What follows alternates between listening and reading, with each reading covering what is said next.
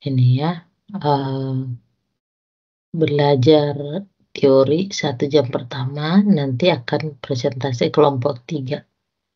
Kemudian, untuk nanti malam 1 sesi lagi kita ya, eee, sama, saya akan mengajar 1 jam, kemudian kita akan diskusi 1 jam selanjutnya. Oke, nah di sini kita berbicara tentang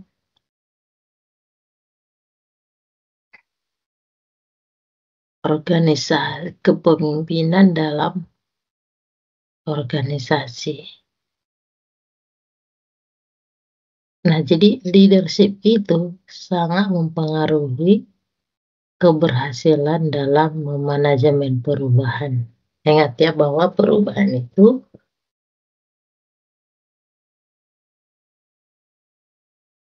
tingkat keberhasilannya ada 50-50.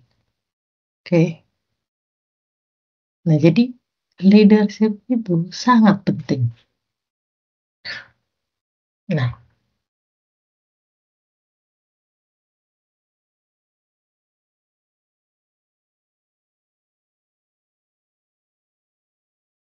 jadi kepemimpinan itu adalah proses mempengaruhi, mengarahkan, memotivasi, dan membuat orang lain berkontribusi pada pencapaian tujuan organisasi.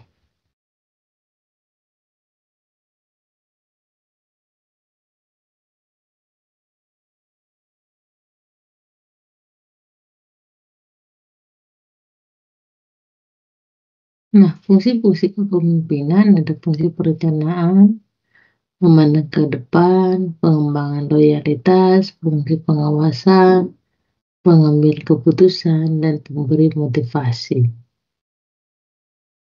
Nah, peran kepemimpinan yang pertama menciptakan iklim sosial yang baik, membantu kelompok untuk mengorganisasikan diri, membantu kelompok dalam menetapkan prosedur kerja, mengambil tanggung jawab untuk menetapkan keputusan bersama, memberi kesempatan pada kelompok untuk belajar dari pengalaman. Prinsip dasar kepemimpinan yang pertama adalah belajar seumur hidup. Kemudian, orientasi pada pelayanan. Ketiga, membawa energi yang positif kepada orang lain, keseimbangan dalam kehidupan, melihat kehidupan sebagai tantangan, sinergi, dan juga sebagai latihan mengembangkan diri. Nah, apa yang menjadi unsur kepemimpinan? Adanya kepemimpinan, adanya pengikut, adanya sifat atau perilaku tertentu, adanya situasi dan kondisi tertentu.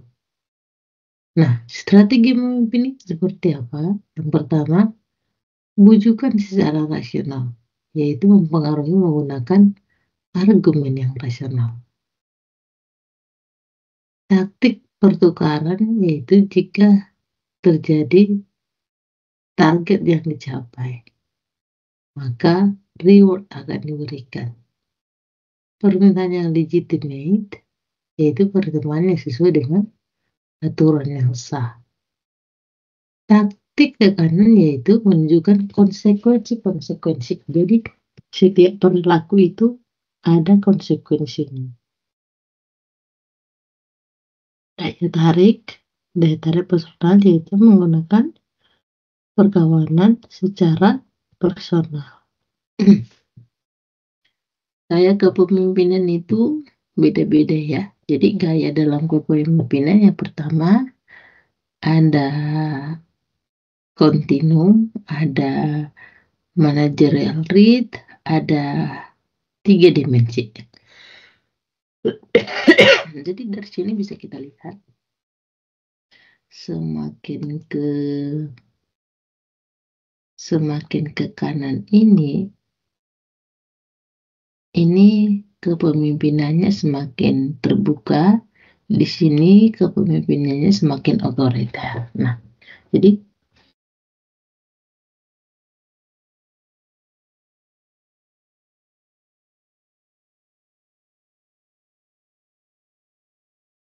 kepemimpinan itu, nah di sini ini sangat otoritas, di sini sangat bebas.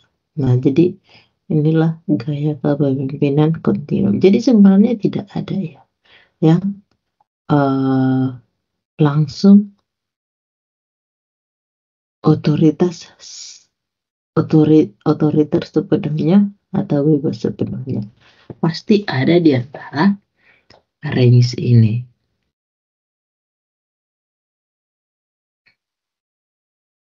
Kemudian ada managerial grade. Nah, kita lihat fokus perhatiannya pada hubungan ke orang atau pada tugas. Nah, jadi dengan pembagian ini ada manajemen 1,9, 9,9, 9,1, 5,5, dan 1,1. Ini disebut dengan managerial grade. Kemudian ada 3 dimensi. Jadi dimensi yang pertama itu lingkungan,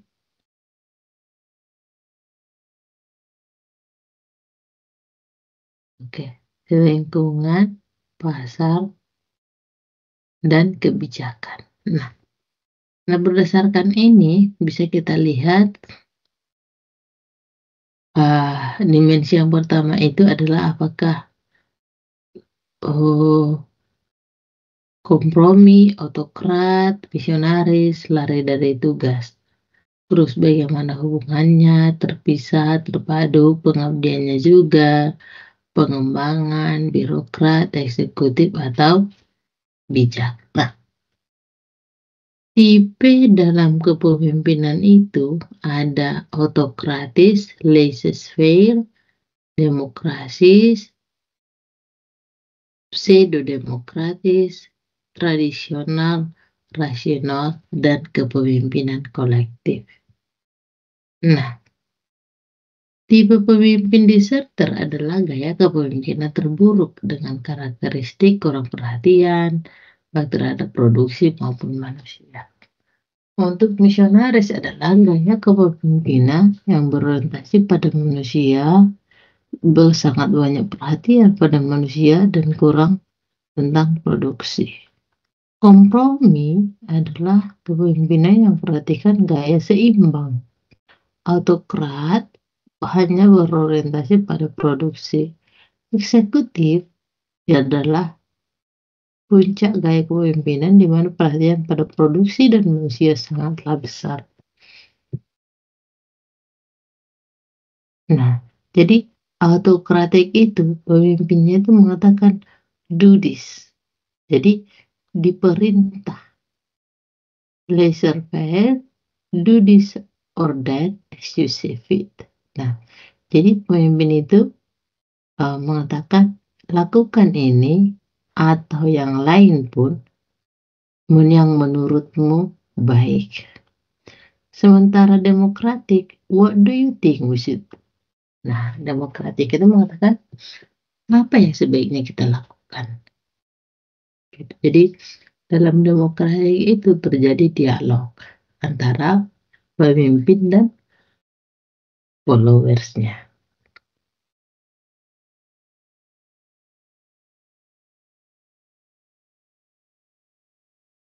Model dalam kepemimpinan ada transformasional, ada visioner, ada situasional.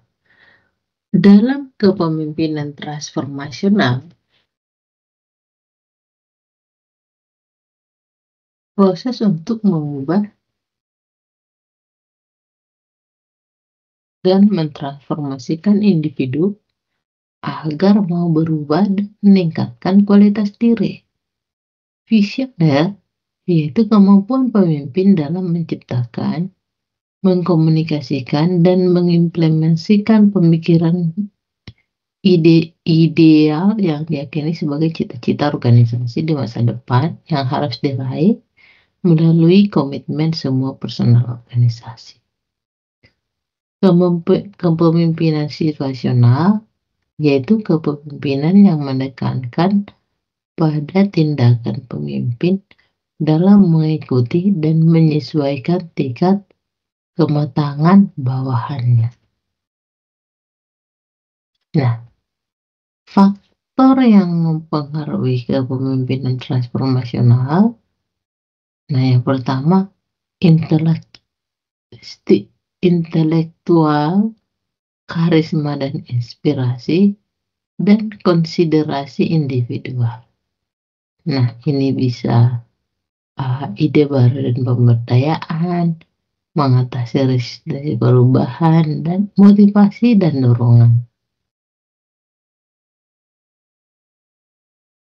Pendekatan dalam kepemimpinan ada power influence approach, ada trade approach, ada behavior approach, dan situational approach. Nah, dari sini bisa dilihat bagaimana tingkat efektivitasnya dan leader behavior-nya. Nah, beda nggak sih antara leader dan manajer?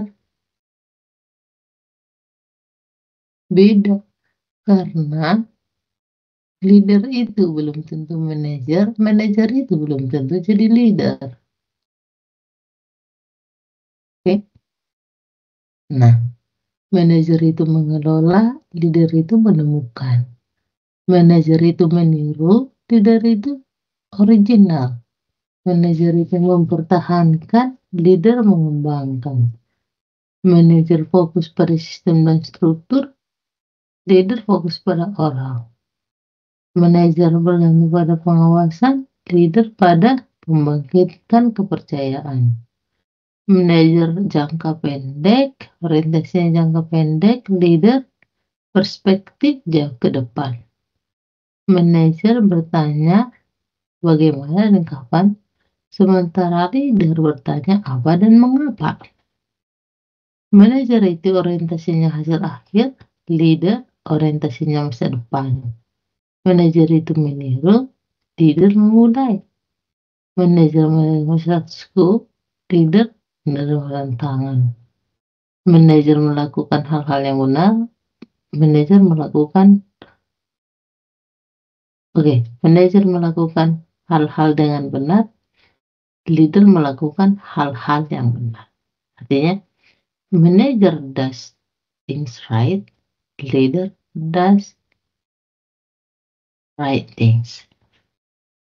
Ya. Nah, ini bisa kita lihat pola kepemimpinannya untuk proses kepemimpinannya, level organisasi, kemampuan dan keterampilan yang dibutuhkan, kognitif dan afektif. Nah, untuk kognitif itu perspektif sistem dan afektif itu karisma. Nah, bisa nanti lihat ini ya, bahwa untuk level menengah, kemampuan yang harus dimiliki adalah orientasi dua arah, terus hubungan primer dan sekunder.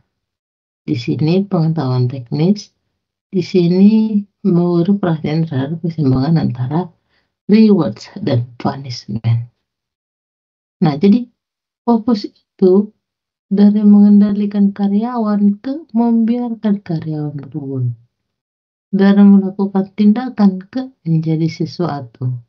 Membicarakan, mendengarkan, menyelesaikan masalah, membangun budaya kreatif. Rasional, intuisi, orientasi jangka pendek ke orientasi jangka panjang. Hidup pada masa lalu, hidup pada masa kini. Bernaung di bawah birokrasi, membangun jejaring. Hard times, soft times.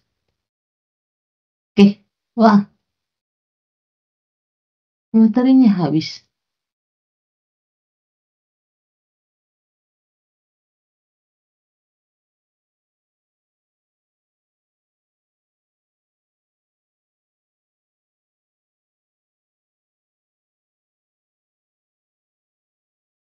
Oke, ada pertanyaan materi kita tadi?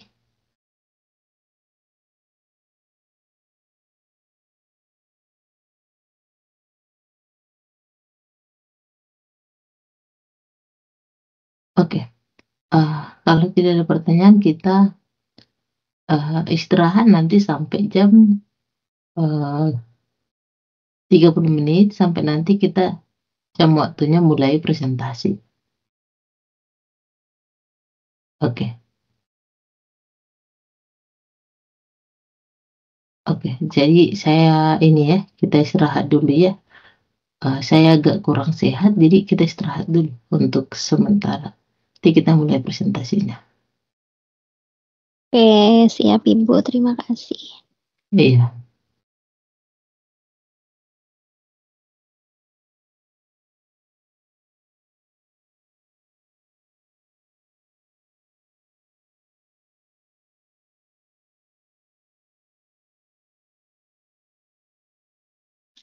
Assalamualaikum warahmatullahi wabarakatuh. Selamat siang Ibu Dami, selamat siang teman-teman semua. Hari ini kelompok 3 ingin menyampaikan materi analisis manajemen perubahan pada McDonald. Anggota kelompoknya yaitu Asep Dian Lukman, Husnul Khotimah, Indi Astriani, Nafatia Nadiawati, Nindi Ningtyas, Rohmatul Umah, Uut Krisyanti, Widya Trisnawati, dan yang terakhir Winarsi.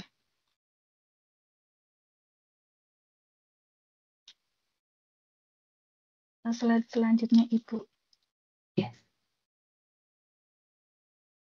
Berikut analisis materi yang akan dibahas. Yang pertama adalah identitas dan latar belakang perusahaan.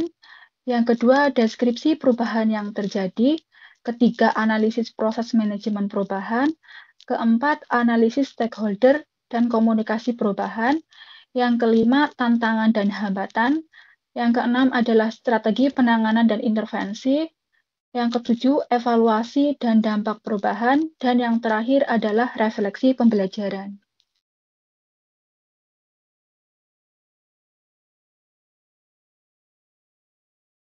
Baik, kita masuk ke materi yang pertama, yaitu identitas dan latar belakang perusahaan. McDonald adalah salah satu jaringan restoran cepat saji terbesar di dunia yang dikenal dengan logo ikonik Golden Arches berwarna kuning yang melambangkan kecepatan dan efisiensi layanan. McDonald didirikan pada tahun 1940 oleh Richard dan Maurice McDonald di San Bernardino, California. Restoran ini awalnya fokus pada penyajian hamburger, hotdog, dan milkshake dengan konsep speed service system yang menekankan pada efisiensi. Pada tahun 1954, Rice Kroc bergabung dengan perusahaan dan membuka restoran McDonald pertama di Des Plaines, Illinois, serta mendirikan McDonald Corporation dan sistem waralaba yang memungkinkan ekspansi global. Saat ini, McDonald memiliki lebih dari 39.000 restoran di lebih dari 100 negara, menyesuaikan menu dan layanan dengan budaya lokal, seperti menawarkan nasi di Asia dan menu vegetarian di India. Menu McDonald terkenal dengan produk-produk seperti Big Mac dan Chicken McNugget, serta pilihan yang lebih sehat seperti salad. Perusahaan terus berinovasi dengan teknologi, termasuk sistem pemesanan digital. McDonald juga berkomitmen terhadap tanggung jawab sosial melalui Yayasan Ronald McDonald House. Posisi pasar McDonald sangat dominan, dengan status sebagai ikon global dalam industri makanan cepat saji. Perusahaan ini memperkerjakan lebih dari 1,7 juta karyawan secara global, baik secara langsung maupun melalui sistem waralaba atau franchise, yang merupakan model operasional utama McDonald. Selain produk dan model bisnisnya, McDonald dikenal karena inovasi dalam efisiensi operasional dan penggunaan teknologi digital, termasuk layanan pemesanan mandiri melalui kios digital, aplikasi seluler, serta integrasi dengan layanan pengantaran makanan seperti Uber Eats dan DoorDash, dengan kekuatan merek yang sangat tinggi dan strategi bisnis yang adaptif. McDonald tetap menjadi pemimpin pasar di tengah persaingan ketat dari pesaing seperti Burger King, Wendy's, KFC, dan Starbucks.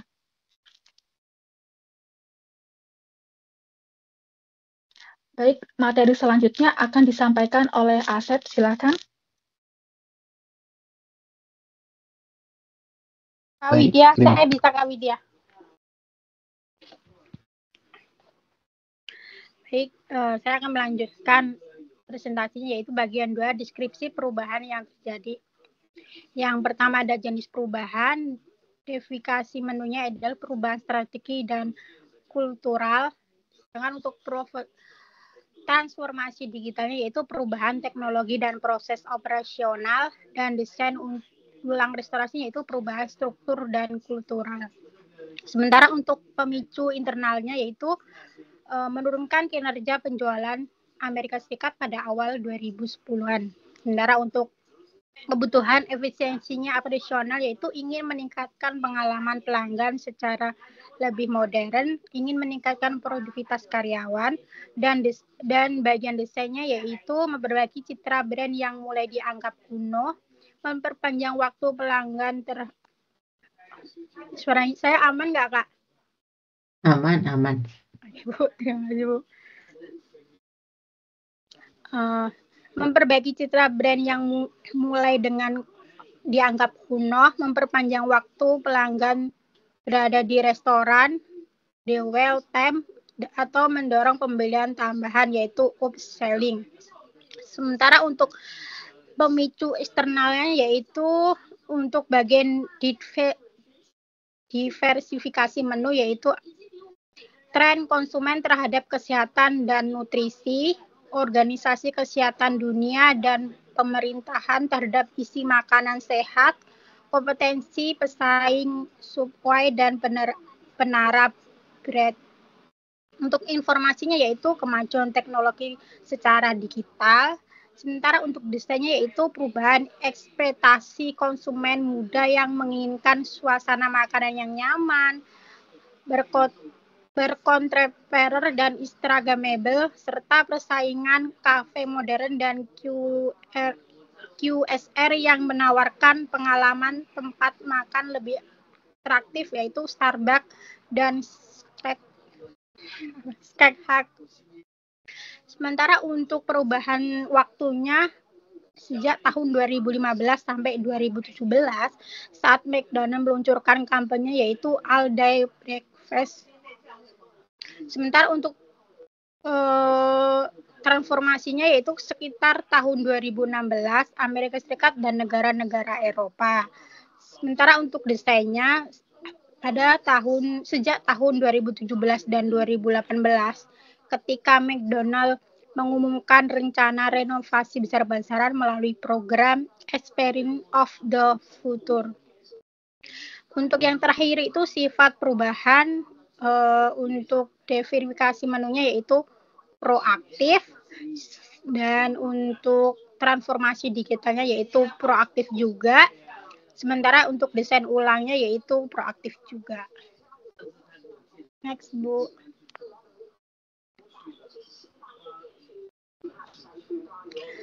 Selanjutnya akan dilanjutkan oleh Kak Asep. Oke, terima kasih Kak Pina.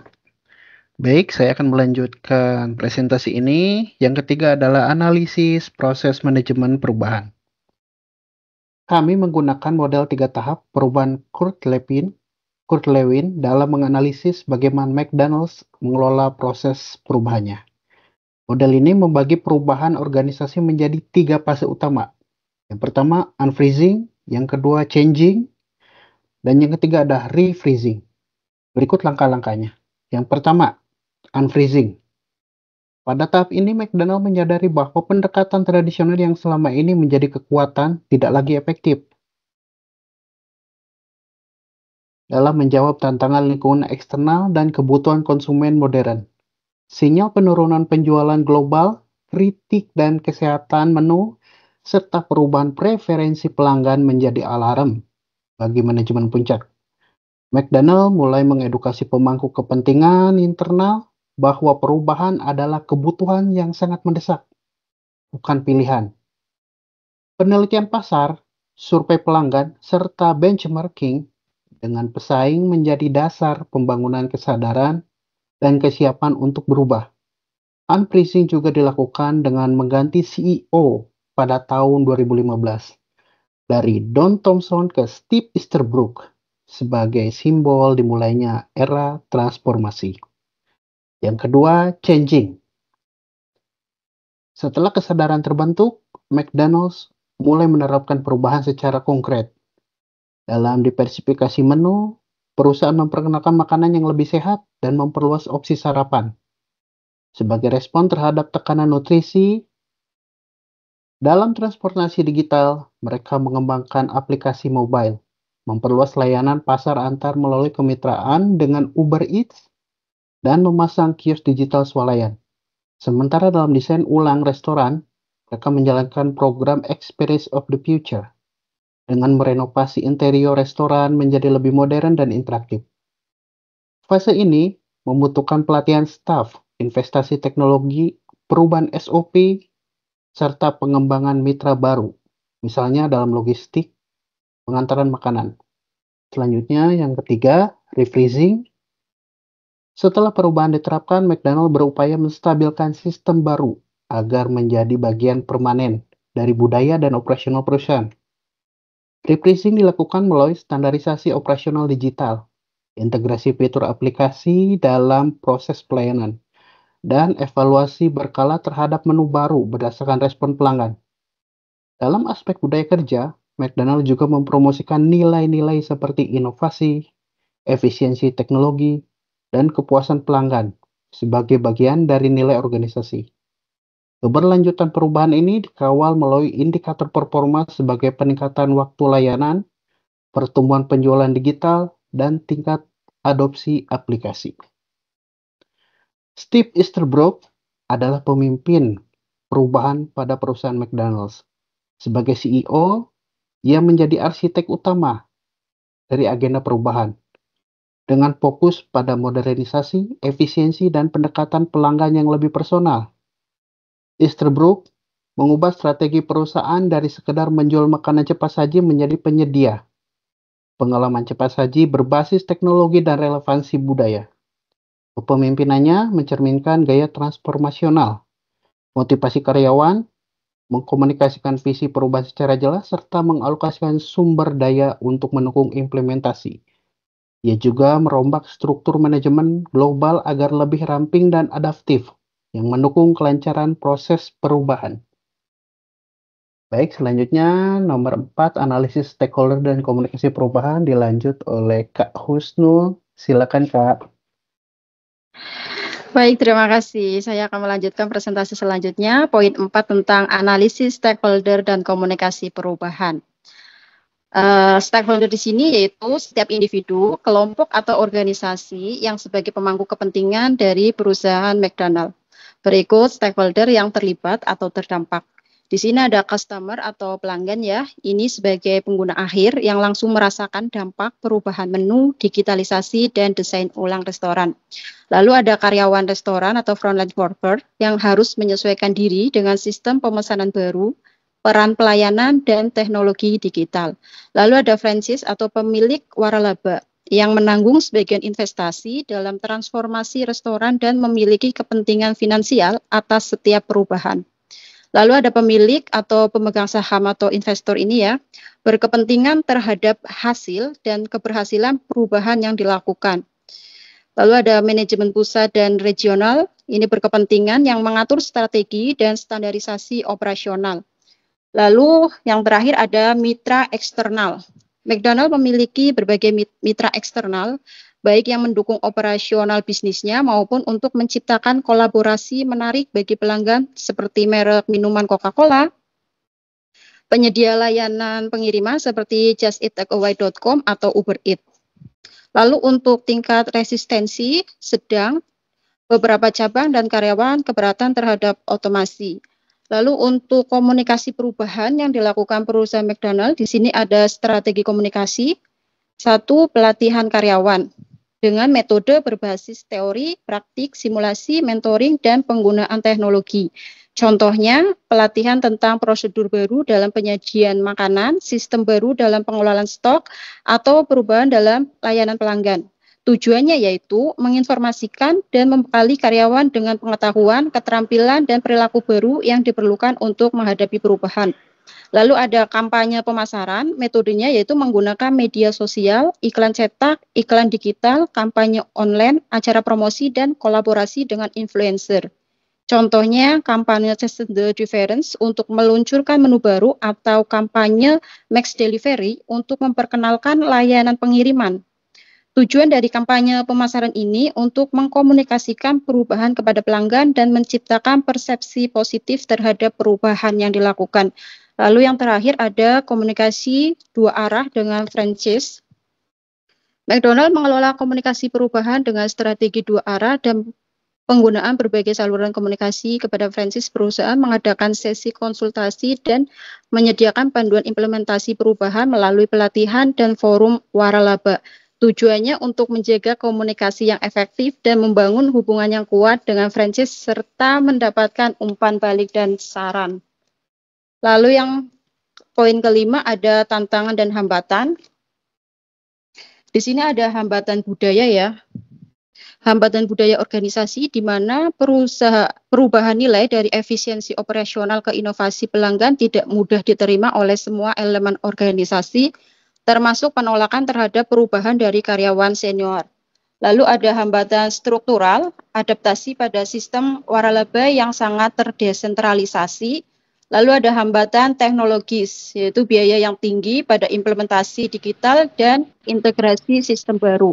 Lalu untuk penyebab resistensinya, ketidakpastian, ketakutan kehilangan pekerjaan, adaptasi budaya digital. Oke Bu, next. Oh, maaf.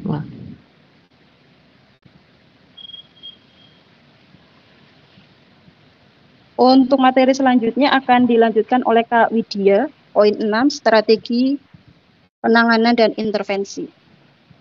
Baik, terima kasih Kak Kusno. Saya akan menjelaskan tentang strategi penanganan dan intervensi McDonald's. Mengapa strategi penanganan dibutuhkan? Karena dalam setiap proses perubahan selalu ada tantangan dan resistensi baik dari karyawan, mitra bisnis, maupun sistem yang sudah ada.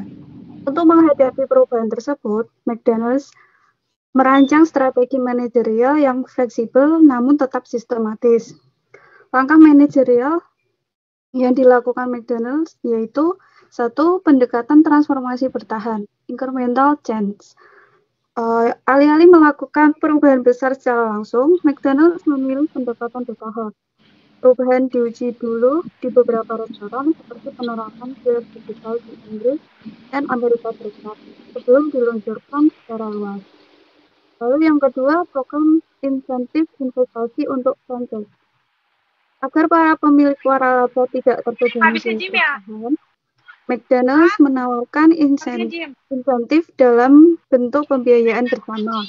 Hal ini mempercepat proses renovasi dan modernisasi tanpa menimbulkan resistensi dari mitra bisnis. Yang ketiga, komunikasi transparan dan multi arah. McDonald's memastikan komunikasi yang terbuka dengan semua pihak melalui forum dan saluran digital. Dengan komunikasi dua arah, serta masalah bisa cepat diselesaikan dan semua pihak merasa dilibatkan. Selanjutnya, untuk efektivitas strategi. Apakah strategi ini efektif? Ya, strategi ini efektif dan membuahkan hasil. Penjualan restoran yang sudah direnovasi meningkat, penggunaan aplikasi melonjak, dan loyalitas pelanggan makin kuat. Kios digital juga mendorong pelanggan untuk membeli lebih banyak. Dengan kombinasi strategi yang terencana dan adaptif, McDonald's mampu menjalankan transformasi besar dengan hasil yang signifikan. Evaluasi dan penyesuaian terus dilakukan agar keberhasilan bisa merata di seluruh pasar global. Selanjutnya, Bu. Selanjutnya, yang ketujuh, evaluasi dan dampak perubahan.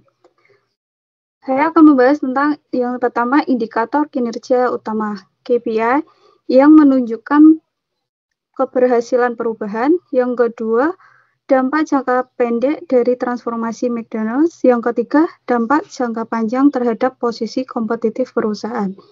Yang pertama yaitu indikator kinerja utama, KPI.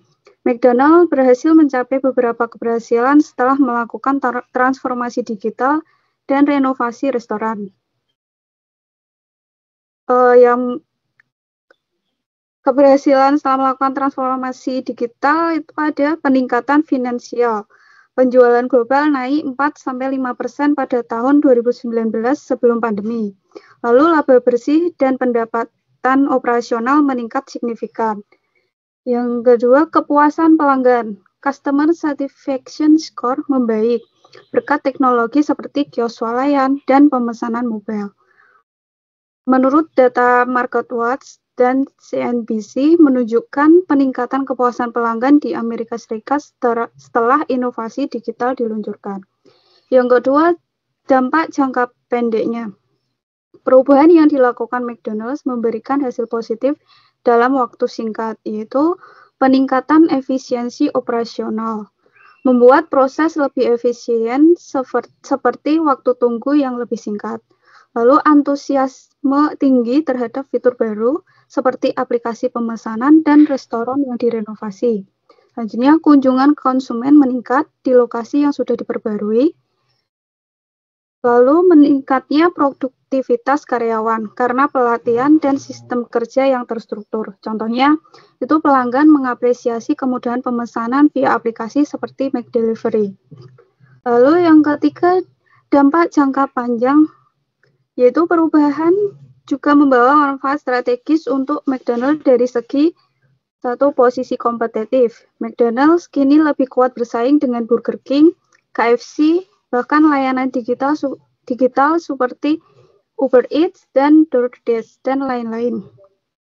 Lalu adaptasi tren. McDonald's mampu memenuhi kebutuhan pelanggan modern yang menginginkan layanan cepat, nyaman, dan personal. Contohnya itu ekspansi layanan McDrive dan kolaborasi dengan platform delivery.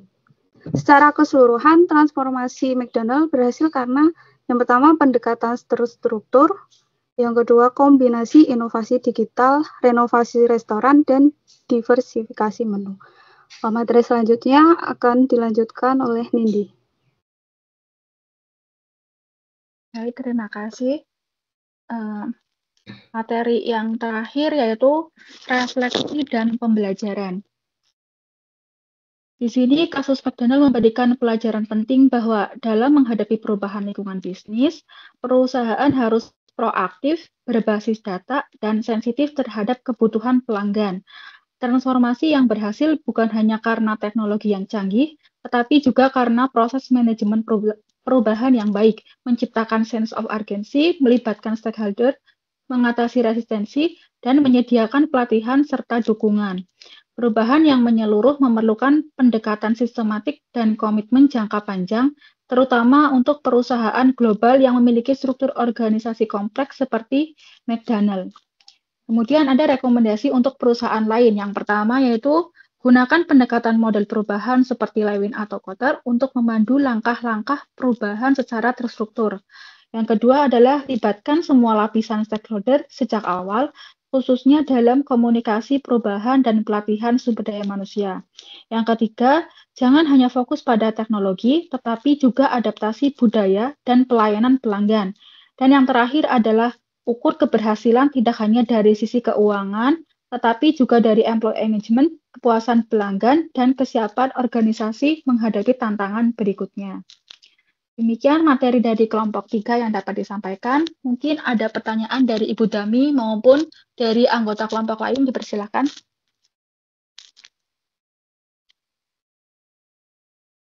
Silakan yang mau bertanya untuk kelompok 3. Oke, saya mau bertanya 2 hal ya. Yang pertama, ini kan McDonald ini kan franchise ya, artinya membeli lisensi terhadap McDonald. Nah, ketika melakukan perubahan, apakah itu datang dari pusatnya McDonald ke seluruh toko franchise-nya, atau seperti apa sih ketika melakukan komando perubahan ini? Itu yang pertama. Yang kedua tadi ini informal ya. Yang kedua tadi itu Husnul ya yang membaca. Itu dulunya pembaca berita ya. Kok ke waktu presentasi kayak mendengar berita, Husnul ya. Kamu ada pengalaman menjadi presenter atau pembaca berita nggak? Nggak ada, Bu. Oh nggak ada. Iya sudah. Kenapa, Bu? Saya seperti siapa sih, seperti presenter di radio atau di TV gitu kedengarannya tadi waktu presentasi. Itu doang sih. Oke. Oke, silakanlah untuk yang itu pertanyaan dari saya terkait komando perubahan ini seperti apa sih dilakukan di McDonald ini? Karena kalau perusahaan yang langsung terstruktur ya satu komando dari atas, sementara ini kan sudah franchise akan kesusahan dalam manajemennya ketika melakukan perubahan. Jadi seperti apa ini? Mungkin teman-teman dari kelompok 3 bisa menjelaskan. Mohon waktunya sebentar, Ibu, buat Ya, didiskusikan dengan anggota kelompok. Ya, siap. Terima kasih, Ibu. Izin menjawab, Bu. Ya, silahkan. Baik, untuk kasus franchise, biasanya kan kita hanya membeli license-nya ya, Bu. Iya, iya. Membeli brand. Mhm. Contohnya waktu di Israel, McDonald di Israel, Iya. yang memberi bantuan ke tentara Israel dengan produk-produk dari McDonald. Jadi sebenarnya kalau dalam perubahan struktur dan sebagainya itu harus dari pusat, Bu. Seperti struktur organisasi, SOP masakan, kemudian ada juga kalau misalkan mau menambah menu itu tidak bisa, harus ada dari pusatnya. Jadi perubahan yang di sini yang Ibu maksud itu seperti yang digitalisasi, Bu, seperti itu atau seperti apa? Ya, terus perubahan yang dilakukan kan di sini kan McDonald memutuskan melakukan perubahan. Jadi itu komandonya dari atas ya. Oh iya, langsung dari pusat. Setahu saya, Bu, langsung dari pusat. Ada beberapa hal yang harus diikuti dalam aturan atau kontrak franchise itu. Ada beberapa hal yang harus diikuti oleh pembeli atau franchisee dari pusat. Contohnya tentang menu, tentang standar, kemudian tentang seperti luas tempatnya, kemudian desainnya seperti apa. Makanya contohnya ini, Bu, luas restoran harus memiliki kapasitas untuk parkir juga gitu. Sebelum mereka membeli license dari McDonald, tim dari McDonald itu datang langsung untuk melihat kesiapan orang yang beli itu seperti apa. Ya seperti itu, Bu. Kalau misalkan untuk urusan organisasi internal, seperti siapa GM-nya, siapa manajernya, itu diberikan kewenangan ke franchise tempat. Ke ownernya. Ya, ke ownernya. Tapi kalau untuk posisi harus sama. Misalkan ada manajer, ada supervisor. Tidak boleh ada exco dan sebagainya seperti itu, Bu. Jadi sudah ada ketentuannya. Menurut saya seperti itu, Bu. Mungkin ada teman dari kelompok saya yang mau menambahkan. Silakan.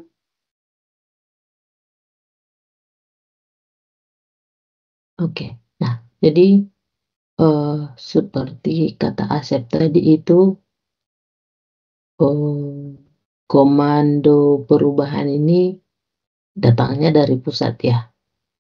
Nah, termasuk kelihatannya memang ya termasuk ketika transformasi digitalnya. Ketika kita masuk ke McDonald, baik itu di Indonesia maupun di Taiwan ya. Coba teman-teman lihat, kita tidak kesusahan karena menu itu, bahkan di sini di Perancis, karena menu itu ada bahasa Inggrisnya.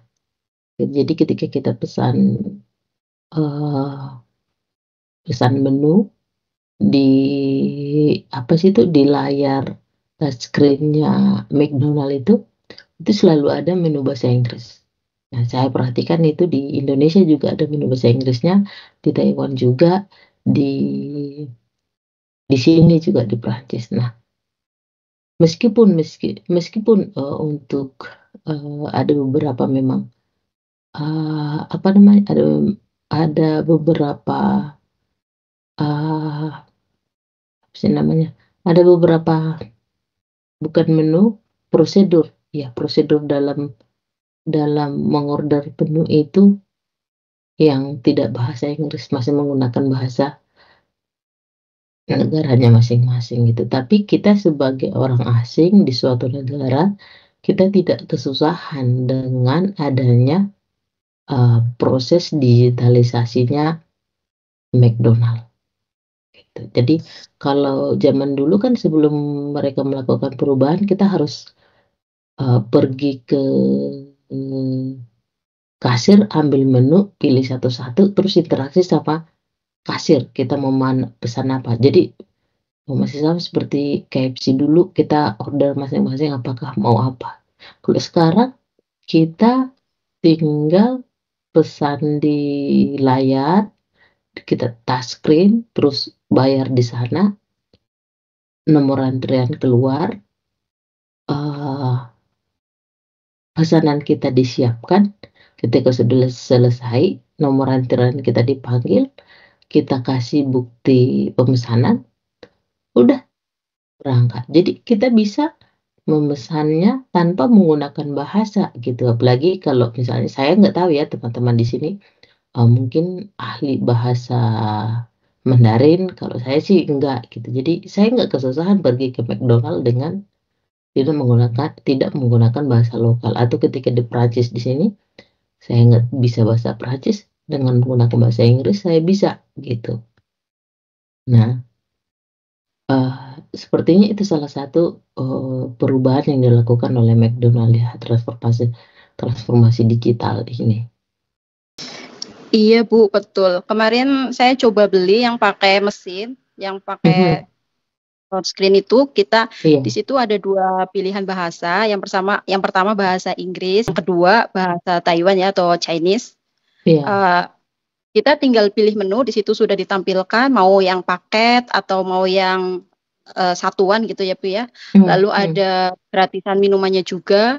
Nanti kita tinggal pilih, kita tinggal check out, tinggal tul gitulah ya Bu ya. Terus muncul nominalnya.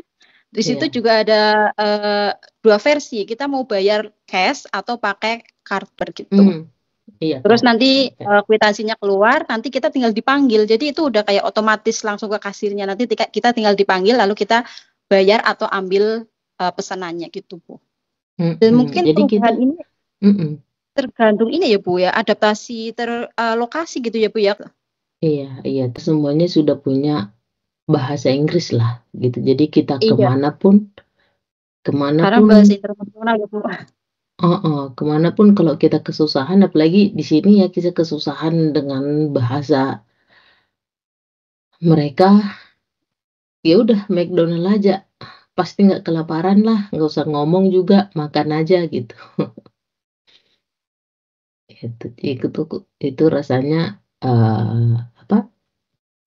Nah, selain itu juga saya perhatikan seperti yang siapa tadi yang presentasi, bahwa ada menu sesuai dengan kulturnya. Seperti Indonesia ada nasi gitu ya. Di India ada apa namanya tuh? Vegetarian Bu. Vegetarian ya. Di Taiwan itu menunya itu, paketnya itu lebih enak loh gitu. Ada bahkan yang ada sweet potato bowl gitu. rasaku makan McD di Taiwan itu lebih enak ketimbang di Indonesia. Itu karena lebih banyak variasinya. Kalau di Indonesia lebih cenderung nasi dan ayam goreng. Di Taiwan lebih banyak gitu. Jadi dari pengalaman saya sih lebih enak di Taiwan dengan paketnya dan terjangkau. Terjangkau dan bisa bersaing lah dengan yang lain. Gitu. Jadi ketika kita ke McDonald di Taiwan itu kita bisa memiliki banyak pilihan. Gitu, nggak hanya seperti di Indonesia nasi dan ayam gitu. Di Taiwan lebih banyak menunya, ada jenis sopnya juga. Jadi saya lihat.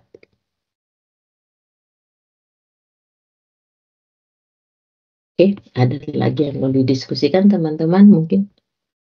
Pertanyaan dari yang lain?